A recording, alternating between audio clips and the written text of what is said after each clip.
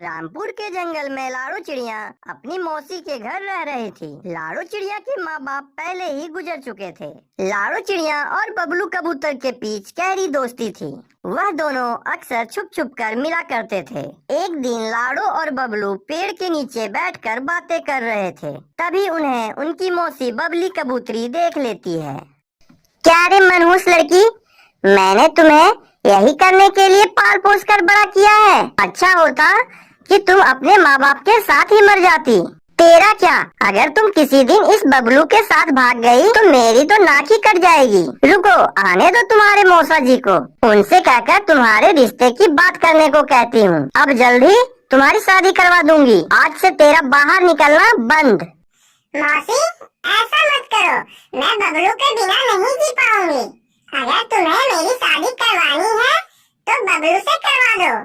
फिर लाड़ो की मौसी बबली कबूतरी लाड़ो को घर में बंद कर देती है। फिर कुछ ही दिनों के बाद बबली कबूतरी लाड़ो चिड़िया की शादी एक गरीब घर में करवा देती है।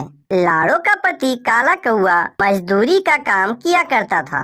लाड़ो इसे अपनी किस्मत समझकर खुशी खुशी अपने ससुराल में रहने लगती है।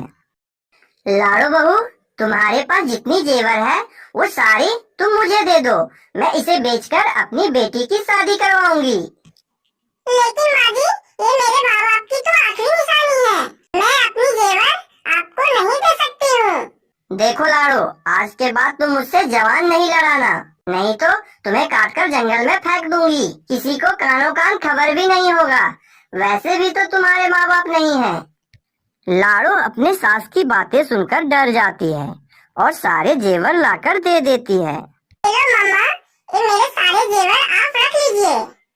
कुछ दिनों के बाद लाड़ो चिड़िया के 2 बच्चे जन्म लेते हैं। लाड़ो के अपने 2 बच्चों के देखभाल के साथ साथ घर का सारा काम करना पड़ता था। इधर मीनू चिड़िया सिर्फ बैठे बैठे खाती रहती थी।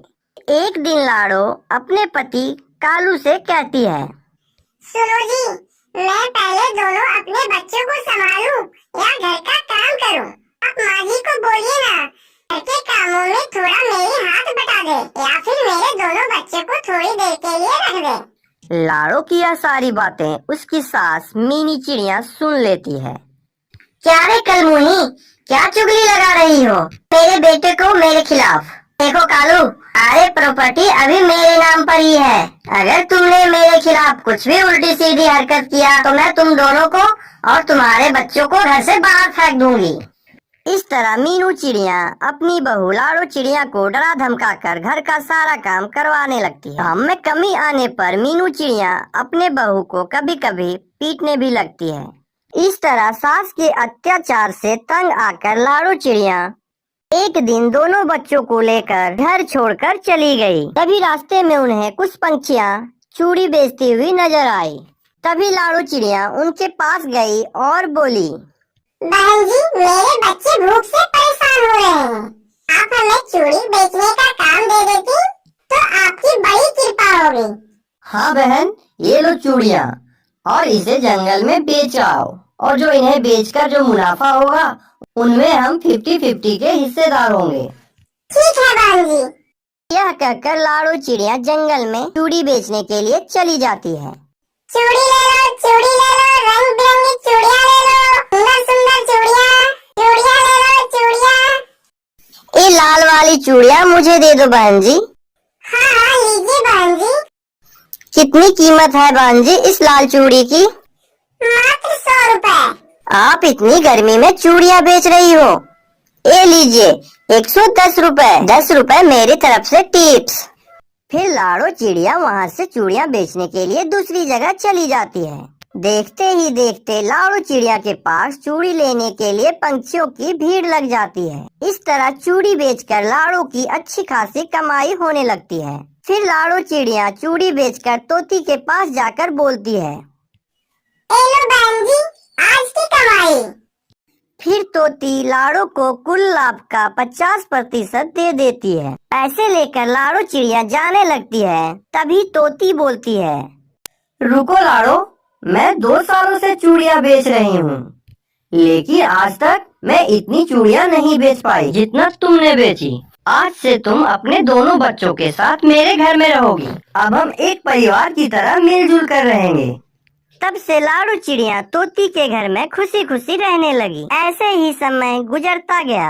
एक दिन लाड़ू चिड़िया जंगल में चूड़ियाँ बेच रही थी। तभी उसकी नजर एक चिड़िया पर पड़ी जो खेत में काम कर रही थी। जब लाड़ू चिड़िया उसके पास गई तो वह हैरान रह गई, क्योंकि वह चिड़िया कोई और नहीं बल्कि उसी की सास मीनू चिड़िया थी।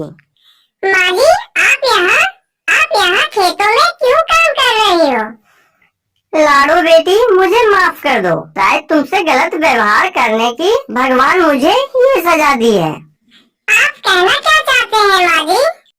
बेटी, तुम्हारे घर से चले जाने के कुछ ही दिन बाद मम्मा मम्मा, आप अकेले ही काम करके थक जाती हो, एक बहू क्यों नहीं ले आती? लाड़ो कितनी अच्छी थी, लेकिन आपको उसका काम नजर ही नहीं आता था। अब पता चल रहा है ना कि काम करने में थकान होती है या नहीं।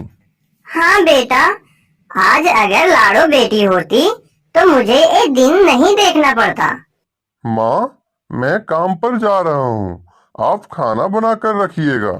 यह कहकर कालू कौआ काम पे चला जाता है। शाम को काला कौआ शादी करके काली कौवी को साथ में ले आता है। माँ, आज से ये तेरी बहू है, मैंने शादी कर ली है इससे। और काली, ये मेरी माँ है। आओ बेटा, खाना खा लो। माँ, हम दोनों ने खाना खा लिया है, आप खाना खा लीजिए और सो जाइए। फिर देखते ही देखते रात हो जाती है। फिर सुबह होने पर मीनी चिड़िया काली कौवी से बोलती है, अरे बहू काली, सुनती हो? जल्दी से बर्तन धोकर नाश्ता बना दो, कालू बेटा काम पर जाएगा। अपनी सास की बात सुनकर काली कौवी बर्तन मांजने लगती है। फिर कुछ देर के बाद कालू कौआ काम के लिए घर से निकल जाता है। कालू को घर से जाते ही काली कौवी बोलती है, क्या रे बुड्ढी, तुम मुझे काम बतलाओगी और खुद आराम करोगी? जल्दी से उठो और झाड़ू लगाओ। बड़ी आई मालकिन बनने। क्या तुम जानती नहीं हो कि मैं कौन हूँ? अपनी बहू की बुरा व्यवहार देखकर मीनी चिड़िया रोने लगती है और रोते रोते झाड़ू लगाने लगती है। और इधर काली कौवी सो जाती है। शाम होने पर कालू कौआ मजदूरी करके घर वापस आ जाता है। तब मीनू चिड़िया उसकी पत्नी को उसके बारे में सारी बातें बताने लगती है। काली, इधर आओ। बोलो जी, क्या बात है? तुमने मम्मा से घर का सारा काम करवाई? क्यों, आपकी मम्मा कोई बहरानी है जो घर का काम नहीं करेगी? काली, ये तुम क्या कह रही हो? तुम होश में तो हो ना? देखिए कालू जी, मैं कोई इस घर की नौकरानी नहीं हूँ जो मैं अकेली घर का सारा काम करूँ। और ये बुढ़िया बैठी रहे। और हाँ, आप दोनों कान खोल कर सुन लीजिए, मैं इस जंगल के कड़कनाथ सिंह की बेटी हूँ और इस जंगल की सारी पंछियाँ मेरे बाप के कहर से थर थर कांपते हैं। और अगर तुम दोनों ने मेरे साथ उल्टी सीधी हरकत करने की कोशिश की तो तुम दोनों जान से जाओगे। कड़कनाथ का नाम सुनकर कालू चिड़िया और मीनू चिड़िया दोनों डर जाते हैं। फिर काली कौवी घर की मालकिन बन जाती है और मीनू चिड़िया से घर का सारा काम करवाने लगती है। बेटी, मैं काली के कहर से परेशान होकर घर छोड़कर जंगलों में भटक रही हूँ। मुझे माफ कर दो बेटी, अगर मैं तुम्हें नहीं परेशान करती तो आज ये दिन नहीं देखना पड़ता। माँ जी, आप परेशान मत होइए, आप चलिए मेरे साथ। आज से हम सभी मिलजुल कर रहेंगे और चूड़ियों की एक बड़ी दुकान खोलेंगे। फिर लाड़ू चिड़िया और मीनू चिड़िया दोनों मिलकर चूड़ियों का एक दुकान खोल लेती हैं और फिर दुकान में चूड़ियाँ बेच बेच कर वे बहुत ही अमीर बन जाते हैं।